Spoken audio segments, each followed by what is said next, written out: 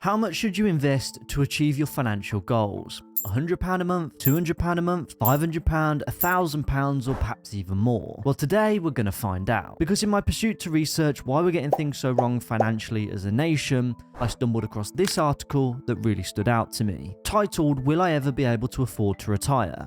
And it states that 13 million workers, or 2 in 5 working age people, are not putting enough into their pensions to meet the minimum target for an adequate retirement, according to the Resolution Foundation. That's 40% of people that are struggling to retire by state pension age, which is 68. But what's even more mind-blowing is that the article goes on to say that the International Longevity Centre believes that the UK will need to raise state pension age to 71 for those born after 1970. Now, if you're anything like me, I sure as hell don't want to be slaving away until I'm 70 odd years of age. And to be fair, I'll probably have arthritic fingers by then, and I'll be in no fit shape to be sending snotty corporate emails when I'm nearly 1 foot in the grave. So how do we put a stop to it, retire early, and still have a great standard of living that everybody watching this video has no doubt worked so hard for?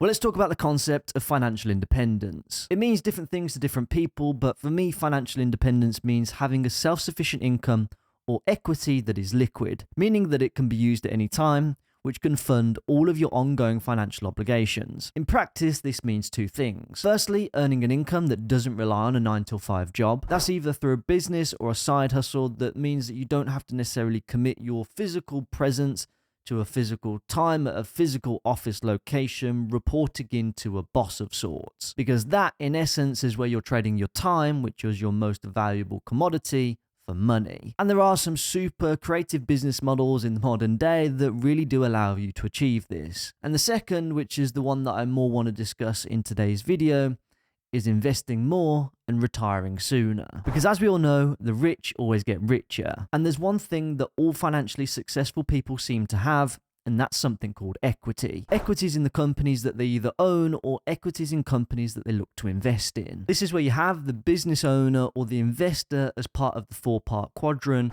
which is discussed in this book called Rich Dad, Poor Dad, written by Robert Kiyosaki. And they are the two quadrants that you want to be in. But as I said, I wanted to focus more on the investor side of the quadrant as opposed to the business side, which perhaps is another video for another day. Be sure to let me know down in the comment section if you do want to see a video on this. Now, I'm not saying that you need to be the next panelists on Dragon's Den in order to find the next hot startup. I'm out. And it's these companies that have the ability to generate you huge amounts of capital appreciation when you become a shareholder in them. Let me give you an example. McDonald's, or Mackey's if you live here in the UK, was founded in 1940, where they had one single store in San Bernardino in California, selling the famous McDonald's hamburger. Over the last 84 years, the business has grown to now 41,822 stores worldwide, with 6.5 million hamburgers being sold every single day. That's over 4,500 hamburgers that go outside the doors of McDonald's drive-thrus every single minute. It's a huge operation, making a huge amount of sales that you could buy a portion of the profits in without having to do any of the work. Really? Really? Now, if I'd bought 10 shares in the company that I used to work at as a teenager about 10 years or so ago, I would have seen a 180% gain in the value of my money, and roughly an additional 2.5% per year from dividends too. And just as a point of noting, the dividend yield right now is about 2.5%, and that can fluctuate each year. So do always bear that in mind if you're looking at investing in companies that do pay out a dividend. Anyway, what we're talking about is an investment that would have been worth about £950-ish as of January 2014, to now that investment being worth £2,660 as at today's current market prices, and that's excluding dividends. Now, by contrast, £950 sat in a bank account since 2014, whilst central bank rates have actually fluctuated between 0.5 to 0.1% between 2014 and 2021. Even if you manage to find a really good savings account throughout the duration of those 10 years, an average perhaps 1.5% in interest, that £950 today would be worth about £1,103. But in real terms, by the time that you'd accounted for inflation, which has skyrocketed to multi-decade highs during that period of time, your purchasing power probably would have actually declined. So the moral of this part of the story being, and my own personal investment philosophy, is to invest in the companies that are doing the things that I can't, so I can get a slice of the profits that I wouldn't otherwise have. But now let's dive into how much you actually need to invest in order to achieve your financial goals.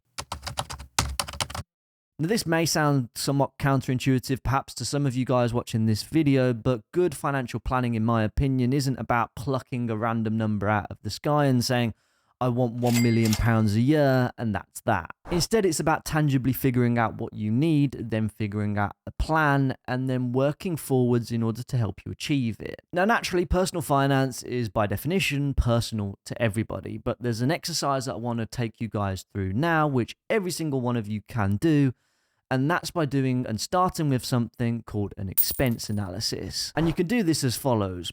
Go onto your current banking provider's website and download the most recent full month's bank statement. And then I want you to categorize your expenses into housing, transport, food, insurance, personal, recreational, and entertainment. Now, one key thing that you also need to consider here is that you may have some expenses that you perhaps pay for annually, like an MOT, or a car service, or your insurance, or perhaps even the odd holiday. Now, what I would try and suggest is that you, as accurately as you possibly can, include those numbers into that monthly amount as well. I've got an example budget here, which is our baseline budget of, say, £2,000 per month, or £24,000 per year. So whatever your monthly expense budget comes out to, be sure to multiply that number by 12 to get it as an annualized figure. Now, of course, you can do this as a household, perhaps accounting for both you and your partner too, but my numbers that I'm using are just simply for the purpose of illustration, and they may not be an accurate reflection of anybody's finances watching this video. But looping back to our definition of financial independence, we're looking for our equity to be the equivalent to cover all of these expenses that we have. And we'll discuss how that becomes possible in just a moment. But first, I also want you to write down your desired budget too. We've all got aspirations in life, so I think it's important that we look to account for them. This may include things like driving a better car, going on extra holidays, perhaps more dinners out, whatever your preferences are. Try to think about your ideal lifestyle, and remember, we're talking about potential retirement here, so you're going to have a little bit more time on your hands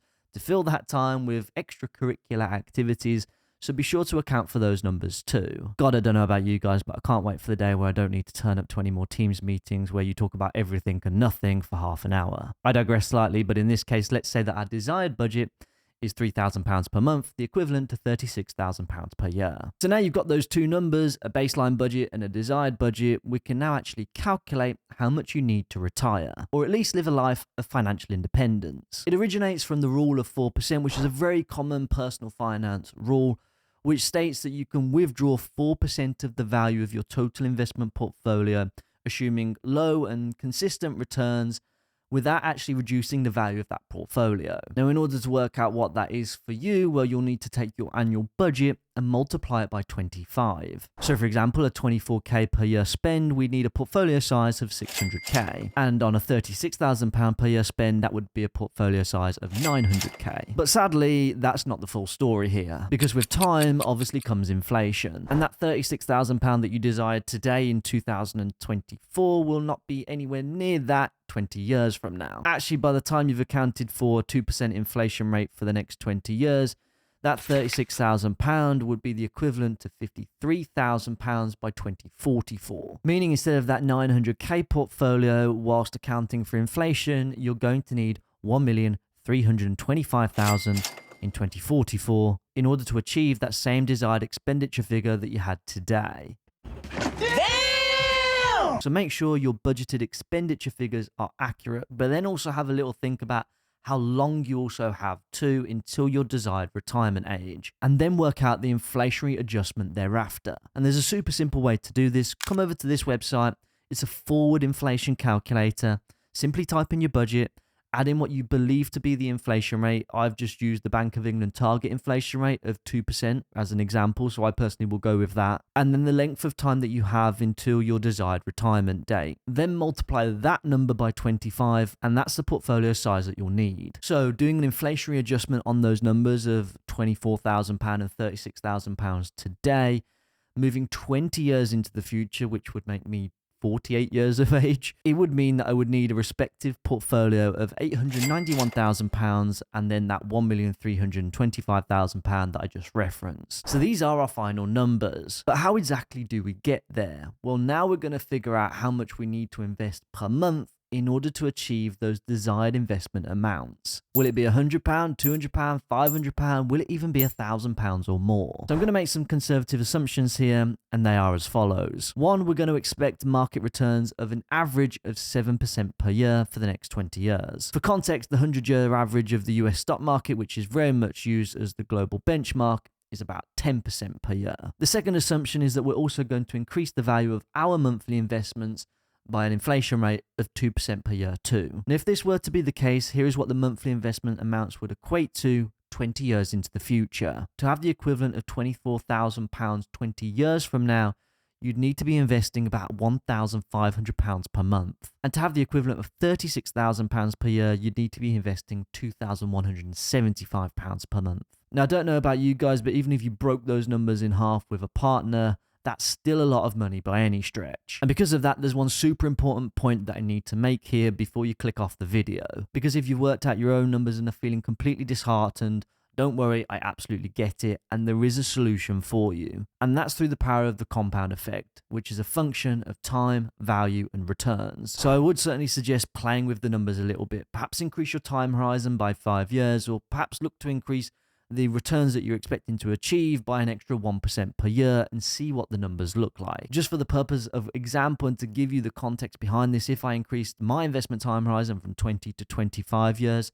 in the example I've given in today's video, instead of the £2,175 per month that I would need to have that desired £36,000 budget 20 years or 25 years into the future, I would only actually need to invest £1,350 per month. That's a 38% decrease in the monthly amount that you need to invest in order to achieve exactly the same outcome. Nice. All you've done is increase your time horizon by just 5 years. So the moral of the story here being the earlier that you can invest, and the more that you can invest, the better. I'm 28 now, so in 25 years from now, I'll be about 53 years old. So like, even if I just started investing today, that's still plenty of time ahead in order to build up my investment portfolio and still retire what would be considered to be very early. So be sure to work out your numbers, because if you don't know where you're going, you'll end up someplace else. And if you're really not too sure about where to start investing in order to grow your investment portfolio, well, be sure to check out this video next, where I talk about some of the top index funds that all UK investors can buy.